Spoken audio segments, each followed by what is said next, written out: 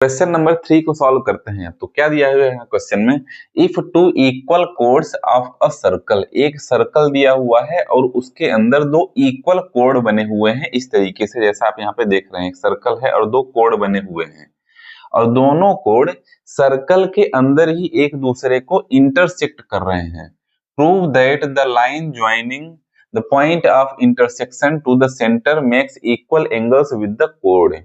हमें क्या प्रूव करना है कि इस सर्कल के सेंटर से, मान लीजिए कि यह सेंटर है इस सर्कल का, इस सर्कल के सेंटर से यहां तक जो लाइन बन रही है, जहां पे दोनों कोड एक दूसरे को इंटरसेक्ट कर रहे हैं जिस पॉइंट पर, तो सेंटर से उस पॉइंट तक को मिलाने वाली जो लाइन है वह इस एंगल को इक्वल पार्ट में डिवाइड कर रही है। तो हमें यह इक्वल, इतने के इक्वल हमें प्रूव करना है। दोनों एंगल जो बन रहे हैं वो दोनों इक्वल है, इतना हमें प्रूव करना है। ठीक है, तो इसे प्रूव करने के लिए हमें क्या करना है, यह मान लीजिए सेंटर हो गया O, मैं नाम दे देता हूं। एक कोड है हमारा AB और दूसरा कोड है PQ। PQ दो कोड हो गए और दोनों कोड पर सेंटर से परपेंडिकुलर लाइन बनाते हैं। यहां से L पॉइंट इसको मान लेते हैं, OL लाइन यहाँ पर हो गई और O से M यहाँ तक इसको मैं पॉइंट मान लेता हूँ M, और यहां से यह परपेंडिकुलर लाइन बन रही है, यह पॉइंट हो गया N। यह OL AB पर परपेंडिकुलर है, इसका मतलब यहाँ पर 90 डिग्री का एंगल बनेगा। ठीक इसी तरीके से ON PQ कोड पर परपेंडिकुलर है, इसका मतलब यहाँ पर यह 90 डिग्री का एंगल बनेगा। तो अब आप यहाँ पर देख सकते हैं कि दो ट्रायंगल आपको दिख रहे हैं। कौन कौन से ट्रायंगल? OLM ट्रायंगल और ONM ट्रायंगल। इन दोनों ट्रायंगल को अगर कॉन्ग्रुएंट प्रूव कर दिया जाए तो ये दोनों एंगल करेस्पॉन्डिंग एंगल्स होंगे, तो CPCT से दोनों एंगल भी इक्वल हो जाएंगे। तो सिंपल सा हमें सिर्फ इतना ही करना है कि दोनों ट्रायंगल को कॉन्ग्रुएंट प्रूव कर लेना है। चलिए सॉल्व करना स्टार्ट करते हैं। तो सबसे पहले देखिए, तो सबसे पहले हमें प्रूव क्या करना है उसे मैं लिख लेता हूं। क्या प्रूव करना है हमें? क्या प्रूव करना है? कौन सा angle? Angle OML। Angle OML यह एंगल इक्वल है किस एंगल के? OMN एंगल के। OMN एंगल, दोनों एंगल इक्वल हैं, इसे हमें प्रूव करना है। तो इसे प्रूव करने के लिए कुछ कंस्ट्रक्शन करना है। इस फिगर में क्या कंस्ट्रक्शन किया गया है? OL perpendicular AB, OL perpendicular AB हमने बनाया है, एंड और क्या बनाया है?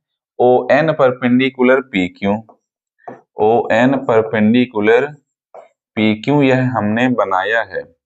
ठीक है, इतना कंस्ट्रक्शन इसमें किया गया है। अब देखिए इन ट्रायंगल, कौन कौन से ट्रायंगल में? OLM एंड ट्रायंगल, कौन सा ट्रायंगल? ONM। इन दोनों ट्रायंगल में आप देख सकते हैं कि OM साइड के इक्वल होगी। क्यों इक्वल होगी? आप यहाँ पे रीजन लिख सकते हैं, क्योंकि यह कॉमन साइड है। OM equals to OM side क्या है? दोनों ट्रायंगल की कॉमन साइड है, इसलिए OM के इक्वल होगा ही।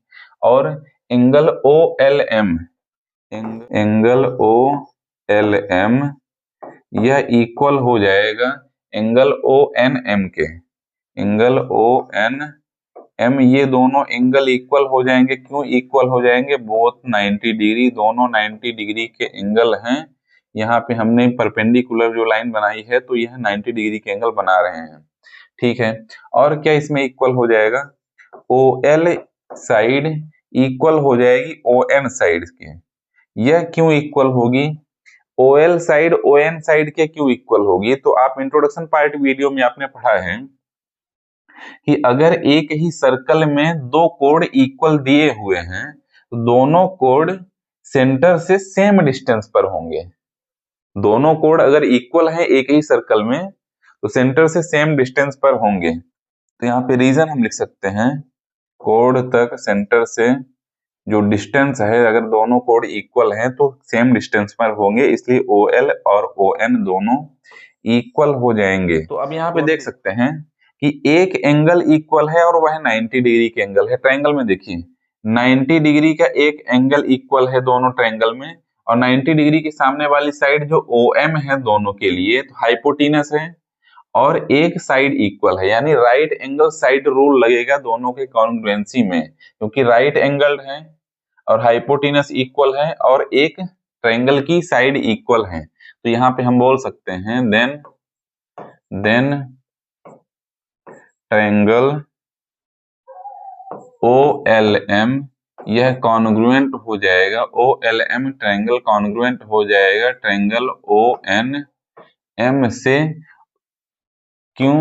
किस रूल से? RHS क्राइटेरिया से। RHS क्राइटेरिया से दोनों ट्रायंगल कॉन्ग्रुएंट हो चुके हैं। अब देखिए, जब दोनों ट्रायंगल कॉन्ग्रुएंट हो चुके हैं तो इनकी बाकी जो साइड्स हैं और एंगल्स हैं, करेस्पॉन्डिंग एंगल्स और करेस्पॉन्डिंग साइड्स, ये दोनों भी इक्वल हो जाएंगी। तो हम बोल सकते हैं कि यह वाला एंगल इक्वल हो जाएगा इस एंगल के। तो सिंपल से हम लिख सकते हैं एंगल OML यह इक्वल हो जाएगा एंगल OMN।